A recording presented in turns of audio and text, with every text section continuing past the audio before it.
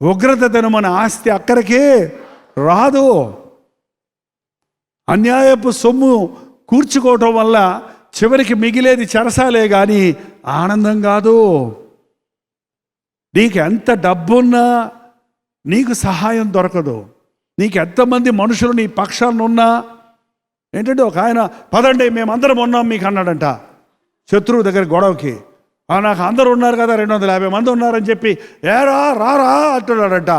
వాళ్ళు ఎదుర్కొండే వాళ్ళు అందరూ పక్క నవ్వుతున్నారంట.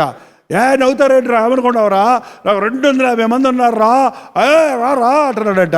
వాళ్ళు ఇంకా నవ్వుతున్నారంటే పగలబడి. వెనక్కి చూసుకోవా అన్నాడంట ఒకడు. అక్కడి నుంచి వెనక్కి చూస్తే ఒక్కడు లేడు. వీళ్ళు ఎప్పుడో పరిగెత్తుకెళ్ళిపోయారు వాళ్ళని చూడంగానే. వీళ్ళ ఆధారం చేసుకొని ఈయన ఎగురుతున్నాడు పాపం. నీ హెల్ప్ చేస్తానన్న వాళ్ళందరూ నీ హ్యాండ్ ఇస్తారు. నీకు సహాయం చేస్తానన్న వాళ్ళు నీకు ముఖం తిప్పేసుకుంటారు. నీ బలహీన సమయాలలో నీకు తోడేయండేవాడు దేవుడు ఒక్కడే. నీకు అన్నీ ఉంటే అందరూ ఉంటారు నీతోటి. నీకు అన్నీ ఉన్నప్పుడు అందరూ ఉన్నామంటారు నీతోటి. కానీ నువ్వు బలహీనుడు అయినప్పుడు, నువ్వు వ్యాధిగ్రస్తుడు అయినప్పుడు, నువ్వు ఒంటరి అయిపోయినప్పుడు, నువ్వు సమస్యల్లో ఉన్నప్పుడు, బలహీనుడు అయిపోయినప్పుడు నీకంటే ఎవరు లేరయ్యా, బలహీనులకు బలమిచ్చేవాడివి నీవే అని మొరపెట్టి తర్వాత ఏమన్నాడు, యెహోవా విస్తారమైన సైన్యం చేతిలో ఓడిపోకుండా బలము లేని వారికి సహాయం చేయుటకు నీకన్నా ఎవరు లేరు. మా దేవా యెహోవా మాకు సహాయము చేయము. నిన్నే నిన్నే నిన్నే మళ్ళీ ప్లస్ మైనస్ లేవు అక్కడ. నిన్నే నమ్ముకొని ఉన్నాము. నిజంగా ఎంతమంది ఇవాళ ఆ మాట చెప్పగలరు? నేను యేసు ప్రభువునే నమ్ముకొని ఉన్నానని చెప్పగలరు? ఏమో అనుమానం. పేతురు కూడా అట్టగా చెప్పాడమ్మా. అందరూ కాదన్నా సరే నేను మాత్రం నిన్ను ఎరగనని అనను. ఏంటండి, నేను యేసయ్యను నమ్ముకోవడానికి కూడా నాకు యేసయ్య కృప కావాలి, ఆయన దయ కావాలి. నా గొప్పతనంతో నేను నమ్ముకోలేను. నమ్ముచున్నావా అని అడిగాడు దెయ్యం పట్టిన ఆ అబ్బాయి యొక్క తండ్రిని ప్రభు. ఏమన్నాడు ఆయన? నమ్ముచున్నాను, డౌటే లేదన్నాడా? నమ్ముచున్నాను ప్రభా, అపనమ్మకం లేకుండా నాకు మళ్ళీ నీ సహాయం కావాలి. నాకు నా నమ్మకం పోకుండా ఉండడానికి ప్రభు పేతురు విషయం కూడా, నీ నమ్మిక తప్పిపోకూడనట్లు నేను నీ కొరకు ప్రభు వేడుకున్నాడు కాబట్టే పేతురు రెస్టోర్ అయ్యాడు మళ్ళీ తిరిగి. ఎప్పుడు మనలో ఏం లేదండి, చెత్త. మనం ఒప్పుకోమే. నేను మంచి విశ్వాసిని, నేను చాలా దీనుణ్ణి. ఎవడైనా నేను చాలా దీనుణ్ణి అన్నాడు అనుకో, వాడు ఎవడో తెలుసా మీకు? చాలా గర్విష్ట అనమాట. ఏంటండి? దీనుడుననే గర్వం. అదేంటి? దీనుడుననే గర్వం. అది subtle. I'm zero, my Jesus is hero. నేనేమై ఉన్నానో అది కేవలము అది మర్చిపోకూడదు. నిన్నే నమ్ముకున్నాము. ఎప్పుడైనా సరే ప్రభుతో చెప్పినప్పుడు నిన్నే నమ్ముకున్నామని ప్రభుతో చెప్పి మళ్ళీ డాక్టర్ గారి దగ్గరికి వెళ్ళి మిమ్మల్నే నమ్ముకున్నాము డాక్టర్ గారు అంటే ఏంటండి? నిన్నే నమ్ముకున్నాను ప్రభు దగ్గర చెప్పి, అయ్యా ఈ సమయంలో నువ్వు సహాయం చేయకపోతే మాకెవరు చేస్తారని మారువాడి వాడి దగ్గరికి వెళ్తే డబ్బుల కోసం, ఏంటండి బంధువుల దగ్గరికి వెళ్తే నిన్నే నమ్ముకున్నాము. మీ అంతరంగంలో ముద్ర పడిపోవాలండి. మనుషులు వాళ్ళు మనల్ని పొగుడుతారు, రేపు తృణీకరిస్తారు. వాళ్ళు ఇస్తారు, రేపు లేదంటాడు. ఇచ్చినట్టే ఇస్తారు, నాది నాకు ఇచ్చేది పెక్కబోతారు. తెలుసా? దేవుడు ఇచ్చాడా మళ్ళీ అడగడు, లెక్కే అడగడు. వాటిని చూడటం మళ్ళీ నాది నాకు కక్కు అనేవాడు కాదా ఆయన. నిన్నే నమ్ముకున్నాము. చదువు, ముందుకెళ్దాం. నీ నామమును బట్టి ఈ సైన్యమును ఎదిరించుటకు బయలుదేరి ఉన్నాము. యెహోవా నీవే మా దేవుడవు, నరమాత్రులను నీ పైన జయమందనీయకుమని ప్రార్థింపగా. అదండి మంచి ప్రార్థన. మంచి ప్రార్థన చేశాడు. నిన్నే నమ్ముకున్నామయ్యా, నరమాత్రులు మా మీద జయం పొందకుండా చేయి. నీ నామములోనే మేము బయలుదేరుతున్నాం, నీ నామములోనే మేము యుద్ధం చేస్తున్నాం. ప్రతి సమస్యను మనం ప్రభు దగ్గర తెచ్చి అప్పచెప్పినప్పుడు దేవుడు గొప్ప జయమునిస్తాడు. ప్రభువు నమ్ముకున్న వాళ్ళని ఎప్పుడు ఆయన వదిలిపెట్టాడు. మనం కొన్నిసార్లు మనం చాలా తెలుగులో అనుకుంటాం, ఎట్టగలగా తప్పించేసుకున్నాం, ఎట్లాగలాగా ఈ సమస్య పరిష్కరించబడింది, ఇంక ఇది ఎవరికి తెలియలేదు, ఇంక పర్వాలేదు మనకి అనుకుంటుంటాం. కానీ ఎవరు చూస్తున్నారు? దేవుడు చూస్తున్నాడు. దేవుడు చూస్తున్నాడు. 7వ వచనం చదవండి. దీర్ఘదర్శి అయిన హనానియా యోధారాజైన ఆశా వద్దకు వచ్చి దేవుడు చూచాడు, దేవుడు తన సేవకుడిని పంపించాడు. ఇప్పుడున్న సేవకులు ఆశీర్వాదించడానికే వస్తారు మన దగ్గరికి.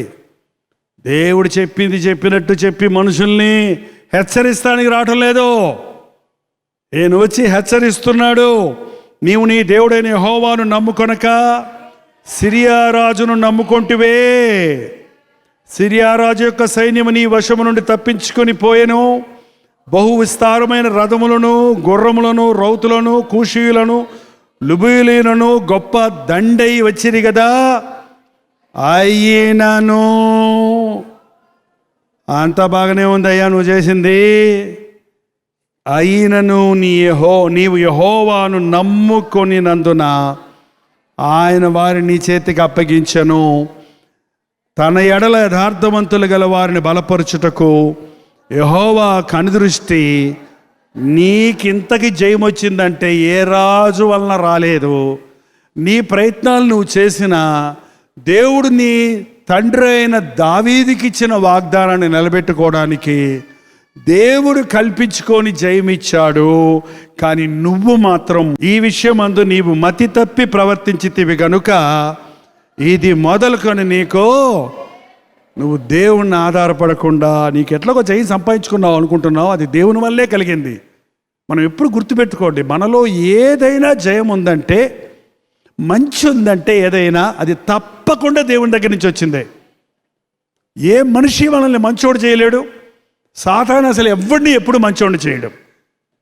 ఏదైనా నీలో గొప్పతనం ఉందంటే, ఏదైనా నువ్వు సాధించగలిగావంటే, నువ్వు అడగకముందే అడగకపోయినా కూడా ఆశీర్వదించే దేవుడు, ధారాళమైన మనస్సు కలిగిన ప్రభువు నీ తల్లి చేసిన ప్రార్థన బట్టో, నీ తండ్రి చేసిన ప్రార్థన బట్టో, నీ సంఘ కాపరి చేసిన ప్రార్థనను బట్టో, నీ భార్య చేసిన ప్రార్థనను బట్టో నిన్ను కాపాడటానికి ఆయన ఎప్పుడు ఆశపడి ఉన్నాడు. అందుకే తల్లులు ప్రార్థించండి మీ బిడ్డల కొరకు. వారు ఎంతగా చెడిపోతున్నా సరే దేవుని కృప వారి మీద ఉంటుంది నీ ప్రార్థనను బట్టి. దావీదుకు నేను మాట ఇచ్చాను, నేను ఆ దావీదును బట్టి ఆ యూదా వంశాన్ని నేను దీవిస్తున్నాను. అబ్రహాముకు నేను మాట ఇచ్చాను, నేను ఆ వాగ్దానాన్ని బట్టి నువ్వు మంచోడు కాకపోయినా నీకు జయమిచ్చాను. నీ రాజ్యమంతా పరపాలనలోనికి పోకుండా నేను నిన్ను కాపాడాను. కానీ నువ్వు మాత్రం పిచ్చి పని చేశావు, దేవుణ్ణి మర్చిపోయి మనుషుల్ని నమ్ముకున్నావు. కాబట్టి ఇక మీద నీకు ఎప్పుడు నీ కుదురు ఉండదు నీకు. అప్పటిగా నువ్వు తిన్నకుండవు, విశ్రాంతిగా ఉంటే పిచ్చి పిచ్చి ఆలోచనలు వస్తున్నాయి. కాబట్టి నీకు యుద్ధములే కలుగును అని చెప్పాడు.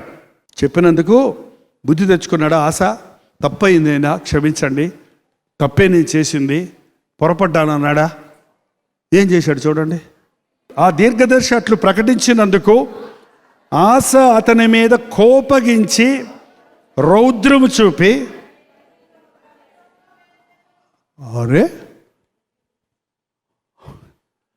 ఒక మనిషి ఎలా మారిపోతాడో చూడండి. అందుకే బైబిల్ చెప్తుంది, హృదయం అన్నిటికంటే నీ హృదయం ఎప్పుడు ఒకలాగా ఉండదండి.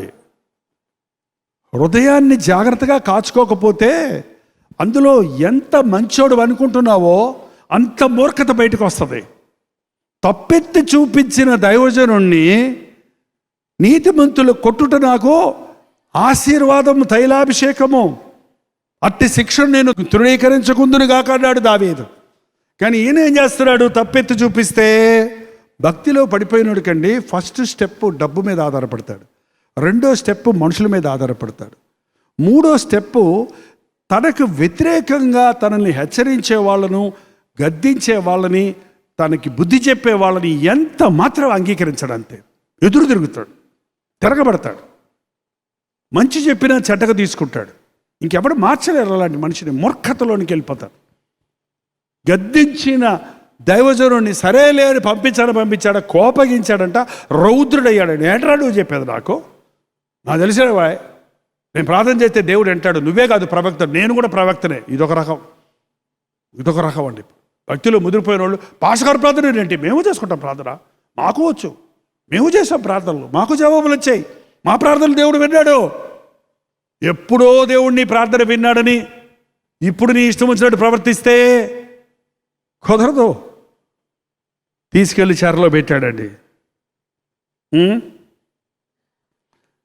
ఇదిగాక ఆ సమయమందే ఆశా జనులలో కొందరిని, అంటే ఎవరో కొంతమంది వచ్చి చెప్పుంటారు, అయ్యా ఏంటయ్యా మీరు చేసే పని, ఏంటయ్యా మీరు ప్రార్థన చేసేవాళ్ళు కదా, పక్కనున్న మంత్రి ఊరుకుంటాడా, సైన్యాధిపతి ఊరుకుంటాడా, నాయనా ఆయన వదిలిపెట్టేయండి అయ్యా, తప్పయ్యా, దైవజనుడిని అలా చెరలో పెట్టొద్దు అని ఎవరో సలహాలు ఇస్తుంటే వాళ్ళందరినీ బాధ పెట్టాడంట. పరా నీ ఉద్యోగం తీశాను, పరా నువ్వు ఆడ ఉంటానికి బదు అని తనకు తోడున్న వారిని అందరినీ కొందరిని బాధ పెట్టాడు. 12వ వచనం చదువుదాం. ఆసా తన ఏలుబడి యందు 39వ సంవత్సరమున పాదములలో జబ్బు పుట్టి తాను బహు బాధపడినను. ఆగండి, 35 సంవత్సరాల వరకు బాగున్నాడు. 36వ సంవత్సరంలో దిగజారటం మొదలుపెట్టాడు.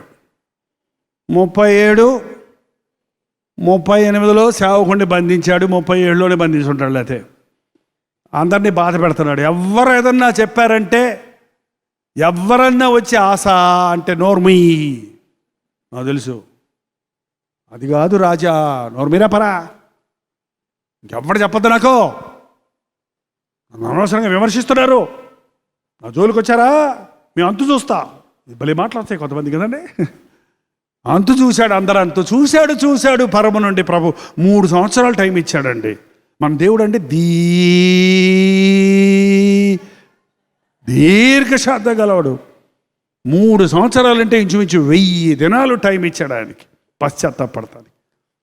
ఇంకేం మారటంలా, ఓరకి ఎగురుతున్నాడు మనుషుడు, ఎగురుతున్నాడు. పాదాల్లో పుట్టిందట జబ్బు, ఇప్పుడు ఎగురు. అరికాళ్ళల్లో పుండు పుట్టిందండి, ఇప్పుడు ఏం చేస్తావు చెప్పు, పడుకో నోరు మూసుకొని. నిలబడతా కుదురుద్దా, నడవటం కుదురుద్దా, ఎక్కడ పుట్టిందో చూడు ఈ జబ్బు. పాదాల్లో పుండు పుట్టి, పుండు రోజు రోజుకి పెరిగిపోతుంటే పశ్చాత్తాపడొచ్చు కదా. అయ్యా నా తప్పు వల్లనే ఈ జబ్బు తెచ్చుకున్నా, నా తప్పు వల్లనే ఇంత హీనస్థితికి దిగజారిపోయా అని మొరపెట్టుంటే వేరేలాగుండేదండి. ప్రభు కృప చూపించేవాడు. కానీ యెహోవా యొద్ద విచారణ చేయక,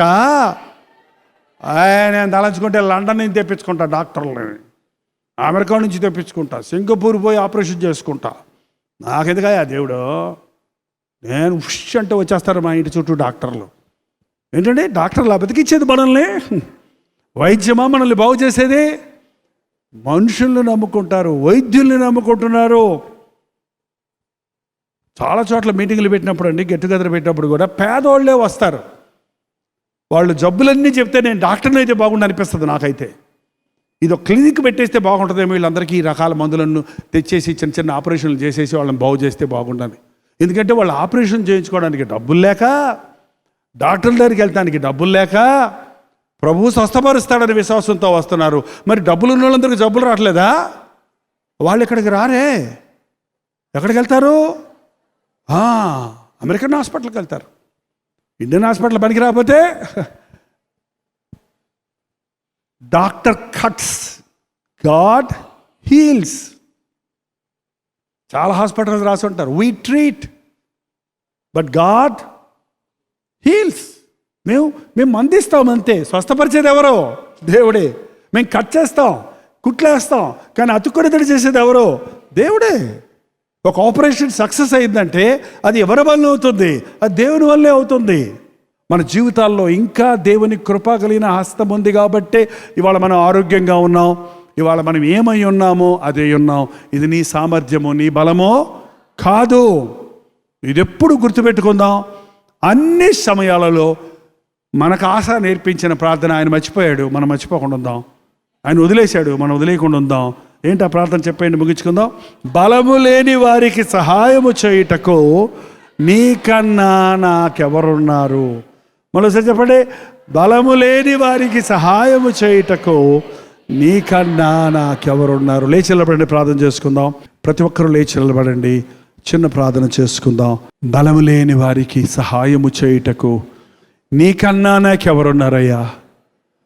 అనేక సార్లు నేను బలహీనురాలనైపోతున్నా, పాపాన్ని జయించలేకపోతున్నా, శోధన జయించలేకపోతున్నా, శత్రువైన సాతానును ఎదిరించలేకపోతున్నా, లోకంలో సమస్యలను ఎదుర్కోలేకపోతున్నా.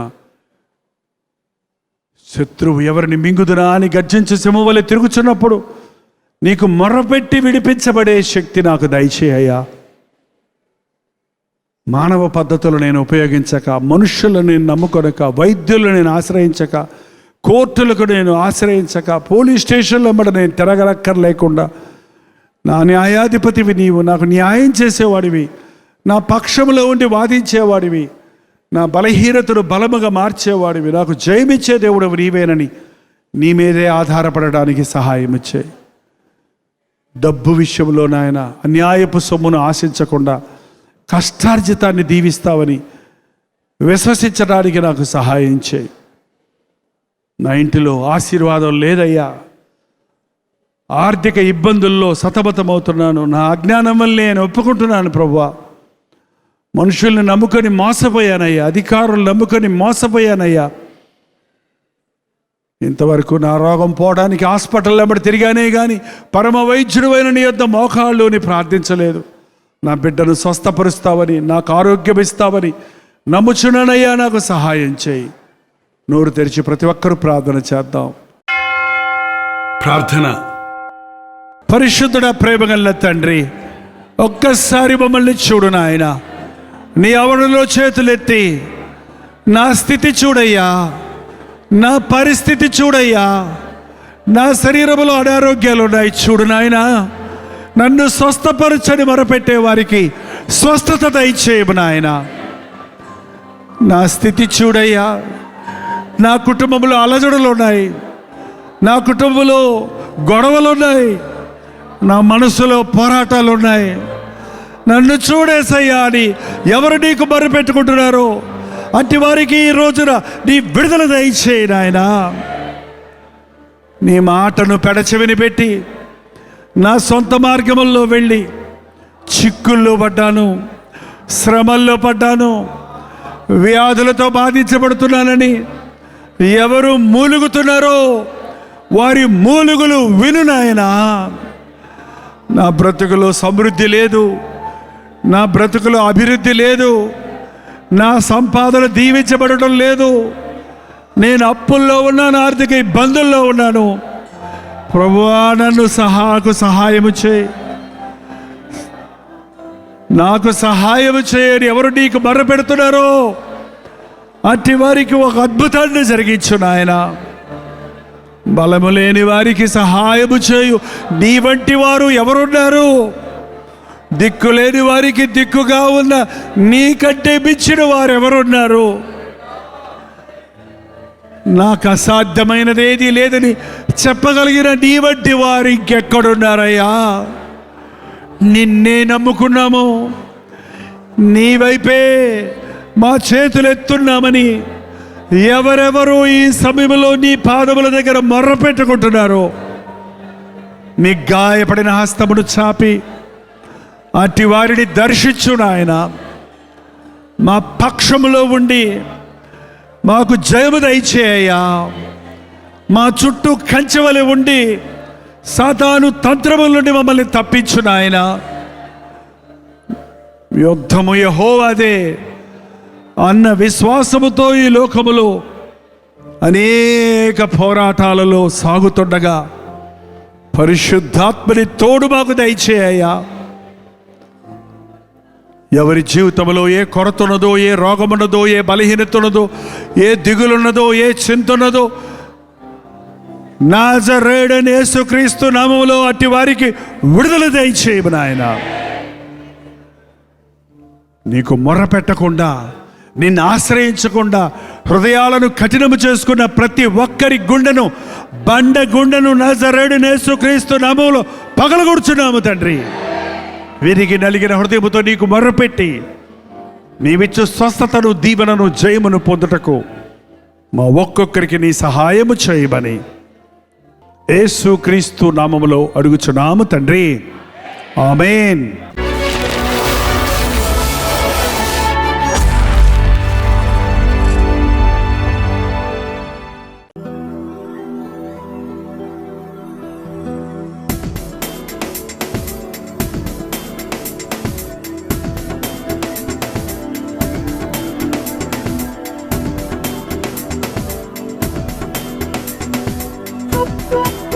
Thank you.